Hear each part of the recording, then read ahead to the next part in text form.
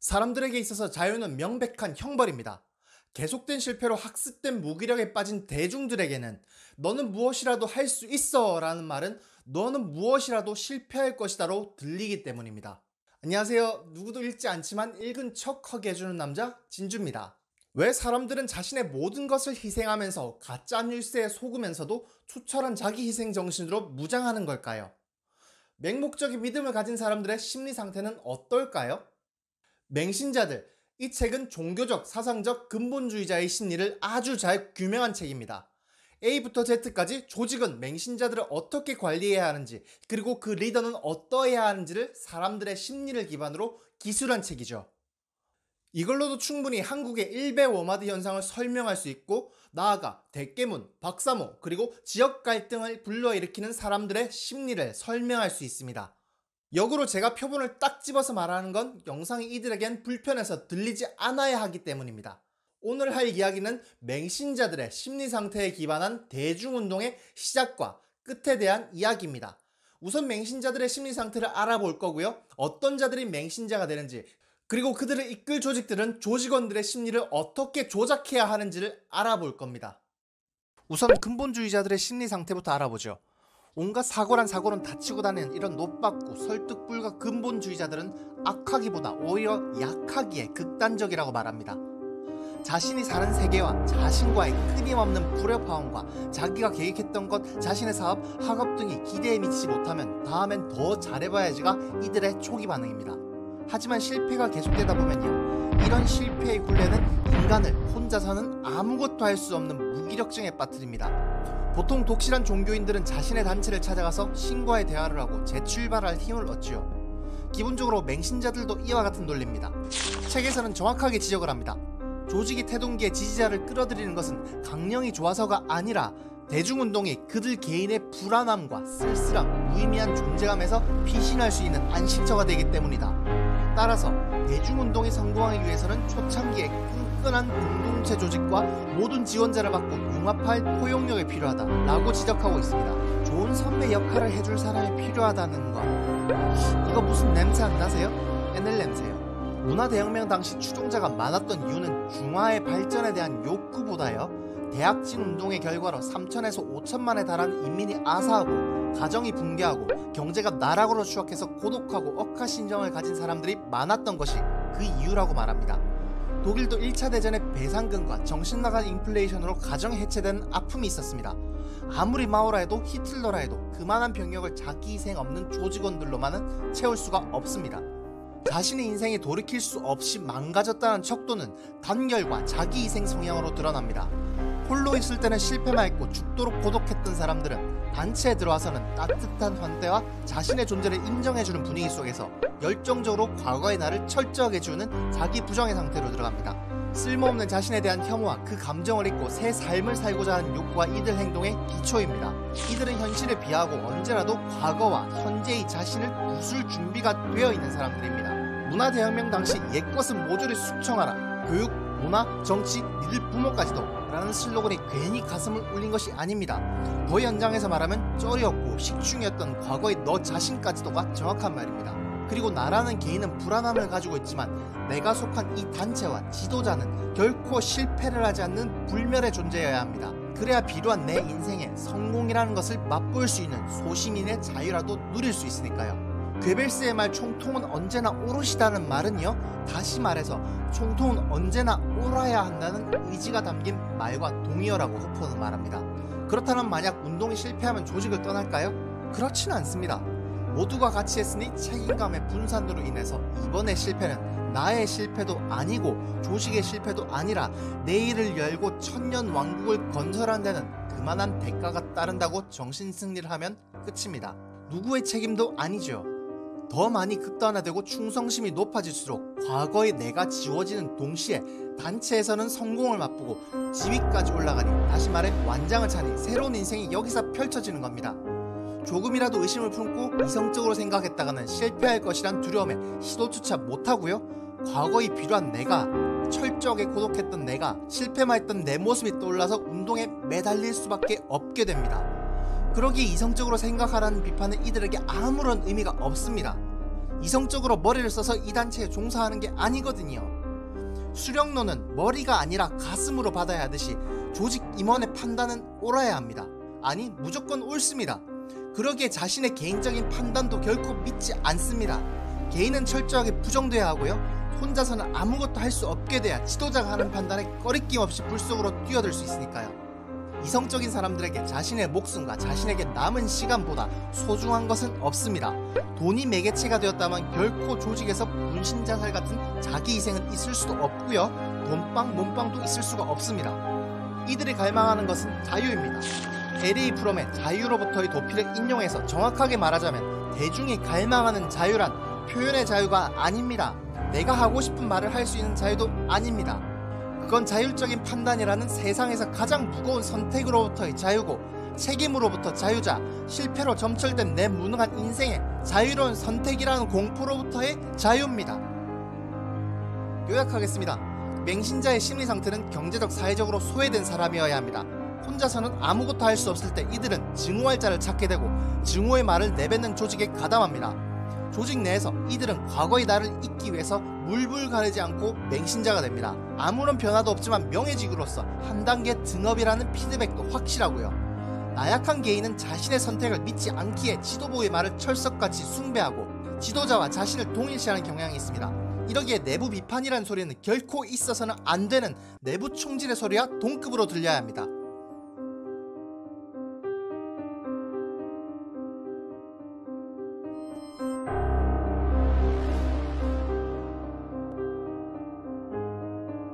그렇다면 수많은 계층 중 어느 계층에 가장 손쉽게 맹신자가 되는지 알아보죠. 첫째는 가난한 자입니다. 뻔하겠지만 태어날 때보다 가난한 자들은 해 뜰 때부터 해질 때까지 노동하기에 불평불만도 꿈도 키우지 못합니다. 그럴 시간에 돈을 한 푼 더 벌어야 한다는 상념에 잡혀 있으니 인생의 의미와 인간의 존엄이라는 목표 따위는 1순위가 아닙니다. 그러면 어떤 자들인가? 최근에 가난해진 신빈곤층, 윗세대보다 처지가 나빠진 아랫세대가 그 타깃입니다. 이들은 좋았던 어린 시절의 기억으로 피가 끓고 자신이 물려받아야 할 유산과 계급을 누군가 강탈해갔다고 생각해 모든 대중운동에 반응합니다. 이탈리아에서는 무너진 중산층 출신 신생 빈민이 나치즘과 파시즘의 주요 운동 지지 세력이었습니다. 이들은 지배를 하던 기억이 생생하고 무력해진 처지를 받아들이려 하지 않았습니다. 호퍼는 이를 두고 최고의 파시즘 기반은 상당한 자유가 있지만 불만의 완화제가 없는 끓는 사회가 될 것이다 라고 말합니다. 둘째는 공동체가 있는 가난한 자들입니다. 대중행동가 조직원들을 모집하고 그들의 자기 희생을 끌어내기 위해서는 철저하게 파편화된 개인이 필요합니다. 공동체가 있다는 것은 의지할 곳이 있다는 말, 쇠뇌를 당하지 않으려고 하는 자에게 쇠뇌를 쓸 수는 없듯이 기댈 곳이 있는 자에게 전향시도는 아무런 의미가 없습니다. 그러기에 집단과 소규모 공동체를 완벽하게 박살내야 합니다. 모든 초창기 역사적 운동들은 가족을 적대시하고 불신하도록 끊임없는 노력을 기울였습니다. 그러기 위해서 이혼과 비혼을 조장하며 자녀를 양육하는 전통적인 기쁨과 의무를 뒤처진 것이라 말해야 했습니다. 먹여 살릴 가족이 있는 자들보다 혼자 있는 사람들이 행동 반경이 넓을 뿐더러 고독감을 없애기 위해서 유일한 공동체인 조직으로 고독한 개인이 몰리기 때문입니다. 조직 밖의 세계는 정글로서 개개인은 철저하게 사심을 말하면 안 되는, 즉 서로를 신뢰하지 못하는 감시사회, 파편화된 개인적 사회가 이들에게는 최상의 토양입니다. 자, 우리나라를 한번 볼까요? 1인 가정 증가율을 한번 보시죠. 제가 어릴 때만 해도 집에 부모님이 없으면 옆집에서 대신 돌봐주는 상황은 여럿 있었습니다. 이제는 옆집과도 말을 하지 않습니다. 퇴근하고 집에 들어올 때 차가운 방바닥이란 존재는 공동체를 찾고자 하는 인간의 열망을 불러일으킵니다. 그것이 인터넷 커뮤니티에 대한 애착으로 이어지고 일베나 워마드, 딴지, 엠팍에 몰리는 이유 중 하나일 것입니다. 다음 자료. 전 이게 정말 이상하다고 생각했는데 밤거리가 불안하다고 생각하는 비율은 세계 3위입니다. 그런데 강도나 신체적 위해 경험률은 16위로 낮습니다. 해석하자면 어느 누군가 조직 밖에 누구도 믿지 말라는 작업이 들어갔다고 생각될 수밖에 없습니다. 구성원과 신뢰하지 못하게 하고 철저하게 파편화된 개인을 만들 것, 공포와 고독감으로부터 개인을 구제할 것은 혐오 발언을 일삼는 특정 단체밖에 없다고 믿게 할 것. 너무 잘 맞아떨어지죠? 다음 그림. 부모 세대보다 가난한 첫 세대, 소확행 이생만 같은 말들이 떠돌고 청년들의 분노가 사회를 향한 불신으로 번지는 현상. 이런 현실에서 개인이 할 수 있는 일은 무엇일까요? 경쟁에서 또 얼마나 낙오되고 하는 일마다 실패의 경험을 또 얼마나 많이 하게 될까요? 다음, 한국 노인 취업률 세계 1위인데 빈곤율도 압도적 1위. 이분들은 젊었을 적 패기 넘치고 무엇이라도 할 수 있는 경제 발전 시기에 사셨고 그들의 성취 또한 있었던 것이 사실입니다. 하지만 나이가 들어서 지위 또한 빼앗긴 분들이죠? 그렇다면 가족간의 유대라도 있는가? 자녀들은 살기에 바빠서 찾아오지도 않고 기대어 의지할 곳은 탁골공원이 대부분입니다. 다음 사진. 술병, 이력서가 마지막 벗, 50대 고독사, 가장 많은 한국 경제적 갈등이 가족 단절 불러와 퇴직 연령이 낮고 복지제도가 정비되지 않은 한국. 앞서 말했듯이 가난하더라도요, 공동체가 있고 내 마음을 털어놓을 사람이 있다면 사람은 쉽게 고독사하지 않습니다. 이는 50대들이 자신의 젊은 시절 기대던 공동체가 퇴직 후에 주위를 둘러보니 없어졌다는 말입니다. 결론적으로 지금 겪는 극단화에는 그 이유가 있다는 것이고 혐오는 어디로든지 튈 수 있으며 개인들은 스스로의 삶을 현재의 비참함에서 벗어나기 위해서 무엇이든 그리고 극단적으로 할 수 있는 분위기가 팽배해 있다고 이 책을 통해서 해석할 수 있습니다. 공동체 없는 파편적인 개인이 무슨 일을 할 수 있는지 예를 한번 들어보죠. 혹시 이 사람을 아시나요? 버지니아대 총기 사건을 일으킨 조승희입니다. 중학교 때 심각한 따돌림을 받았고 버지니아대에서도 인종차별과 누구도 자신의 말을 들어주지 않는 상황, 그리고 의지할 데도 없는 개인은 이렇게 산화합니다. 이곳에서 모든 게 끝나는 거야. 길의 끝에서 이런 인생이었어. 라는 그의 유언은 죽기를 결심한 고독한 사람, 영화 조커의 아서 플렉과 서사가 많이 닮아 있습니다. 그리고 총기 사건 이후로 조승희를 영웅화하는 움직임이 넷상에서 보였던 것도 지독실히 고독했고 무력한 자신의 모습과 비슷하기 때문이라고 해석할 수 있지요. 영화 다크나이트 중 집사 알프레드는 이런 말을 합니다. 어떤 사람들은 그저 세상에 불타는 게 보고 싶을 뿐이다라고요. 아무것도 못하니까 새로운 삶을 원하고 적어도 현상 유지로 죽을 바야 영웅으로 기억되고 싶은 겁니다.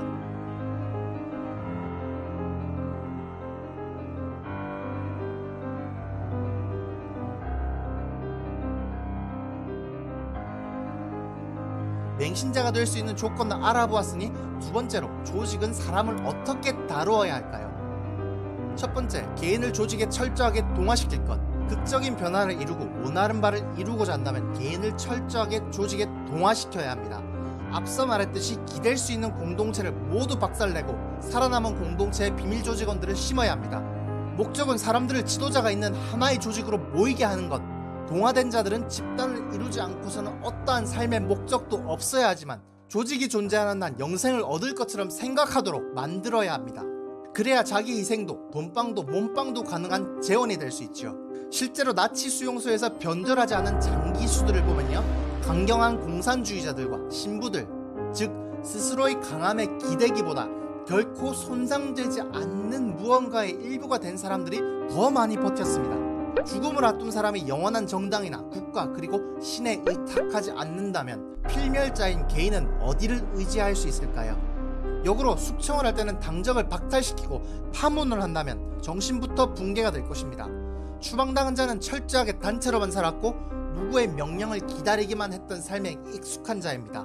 그러기에 반동분자라든지 배신자라는 낙인은 개인이 자신이 의탁하던 천년왕국에서 추방당한 나약한 개인이자 과거에 비루하던 내 삶과의 만남이 기다리고 있는 곳으로 향하게 하는 것입니다.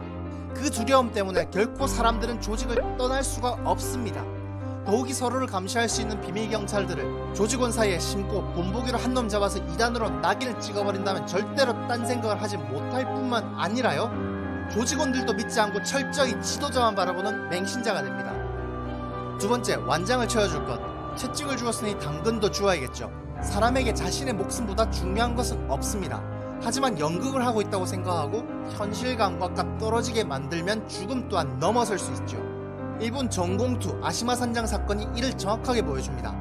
히틀러가 독일인에게 수없이 되뇌었던 것은 독일인은 숭고한 목적, 핍박받는 아리아인의 천년 왕국을 위해서 희생하는 영웅들이란 쇠뇌입니다. 시간의 흐름 속에 과거의 영광을 이어가다 현재의 적폐를 청산하는 것, 그리고 후세 사람들에게 영원히 기억되는 영웅. 역사적으로 우리가 생각하는 영웅들과 나란히 서 있는 자기 자신을 상상해보세요.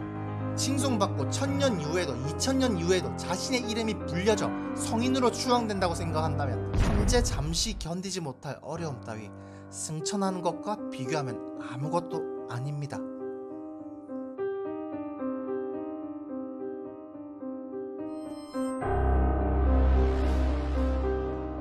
세 번째, 진리는 모두 강령과 지도자의 말 안에 있어야 합니다. 순교는 비이성적 행동으로서 현실 감각을 가지면 안 되기에 절대적 진리는 강령과 지도자의 말 안에 포함되어 있어야 합니다. 다시 말해, 지도자가 사슴을 보고 말이라고 한다면 사슴이 말이 되어야 합니다. 오로지 지도자와 지도부가 하는 판단이 개인의 판단을 좌우해야 합니다. 지도자의 말은 논리적이고 진리의 심오함을 담아야 하는 게 아니라 개인과 세계의 진실로부터 개인을 얼마나 떨어뜨릴 수 있게 만들고 확신을 가질 수 있게 만드는가에 성패가 달려 있습니다. 그래서 이들에게 강령과 지령은 세상 모든 물음에 대한 답이 나와 있는 서적이자 그 최후까지 예견되어 있는 복음과 같은 형태를 띱니다. 그렇다면 조직 내 개인들은 의문을 품지 않을까요? 앞서 설명드렸듯이 이들은 스스로 판단할 줄 모릅니다. 책임을 지기 싫거든요. 호퍼는 이렇게 말합니다. 지도자의 복음에 거슬리거나 대척점에 있는 사람들의 말에 눈 감고 귀 막는 능력이야말로 맹신자들이 지닌 충성심의 원천이다. 이들은 지도자의 판단이 잘못되었다 하더라도요 절대로 겁내지 않고 당황하지도 않습니다. 이해와 논리는 허약한 개인이 스스로 생각하는 것이니 자기 혐오가 심하면 심할수록 자신의 판단이 아니라 복음서를 따르려는 의지가 강해집니다. 책에는 광신자가 신봉하는 것은 복음이 신성해서가 아니라 과거에 실패만 했던 자신에 대한 속죄로서 열정을 쏟을 무언가가 필요하기 때문이다 라고 적혀 있습니다. 그래서 그곳에는 비판은 없고 내 쪽에서 들려오는 모든 메시지가 숭고하게 돼버립니다. 지도자의 말을 머리가 아니라 가슴과 열정으로 받으니까 페이스북에 아무리 논리적으로 써봐야 아무런 의미가 없습니다. 애초에 논리와 도덕으로 맹신하게 된 것이 아니니까요. 증거로서 갑자기 전향한 사람이 다른 쪽으로 넘어가서도 자신이 했던 행동들을 열정적으로 가슴으로 박살내는 경우가 왕왕 보입니다.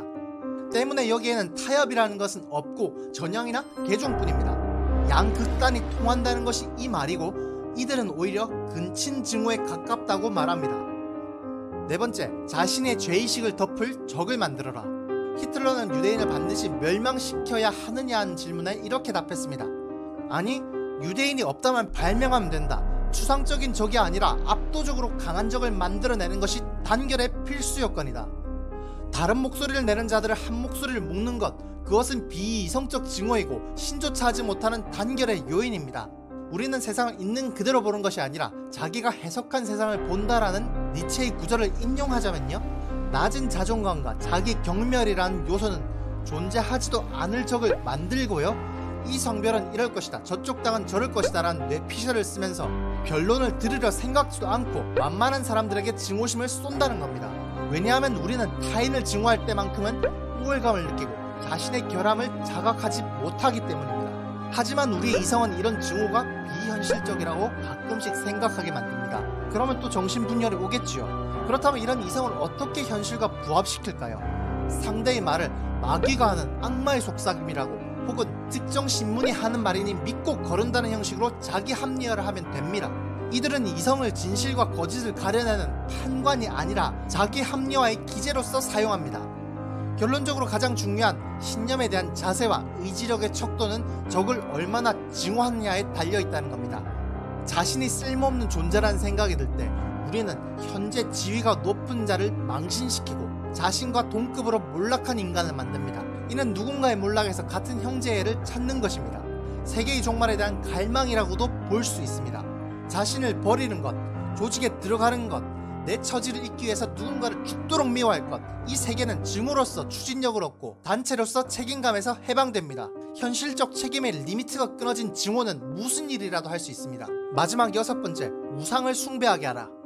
대중운동은 무에서 유를 끄집어내는 것이 아닙니다. 복종할 상대, 즉 우상이 있어야 가능합니다. 내가 우상으로 믿는 자의 말은 그에게 한 줄기 동아줄로서 여겨집니다. 사람을 이끄는 지도자의 덕목, 간략하게 한 가지 요소를 말하면 선택의 결과가 두렵게 두려움 없는 우상의 강철 같은 의지력을 보고 빠져듭니다.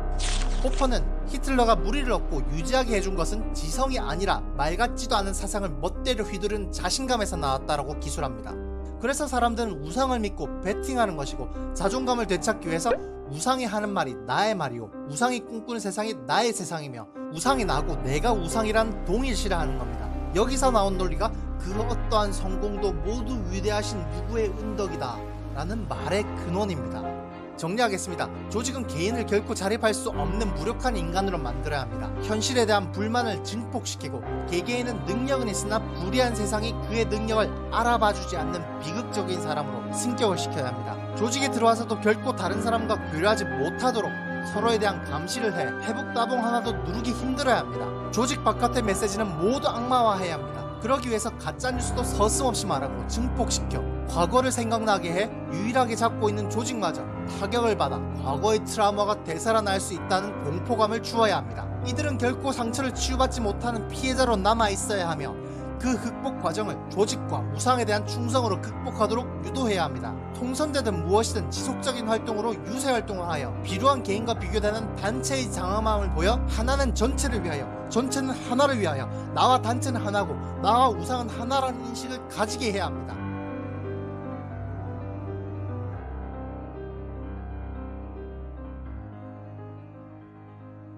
간디의 비폭력운동, 프랑스의 레지스탕스 저항운동도 이와 계를 같이 합니다. 현재의 한국은 사회 곳곳에 파시즘의 기운이 있고 개혁의 기운도 넘쳐나는 과도기적 상황에 있습니다. 늘상 말하던 미래는 열려있는 것이고, 해피엔딩이든 새드엔딩이든 우리는 선택할 수 있습니다. 스탈린과 마오의 비극적 미래와 성공적 운동으로 사람 살만한 미래를 만드는 것은 어느 지점에서 갈리는 걸까요? 그건 책의 후면에 있습니다. 더 쇼킹하고 심각한 내용이 많은데 다 말한다면 영상이 1시간 정도로 넘어갈 것 같고요. 3분의 1만 소개하고 영상을 마치도록 하겠습니다. 이거 읽어보니까는 파시즘을 다룬 다른 책들은 안 읽어도 될 정도로 수십 권의 통찰이 들어있으니 꼭 읽어보시고요. 영상 봐주셔서 감사합니다. 국립출판사에서 나온 에릭 호퍼의 맹신자들이었습니다. 다음에 봬요.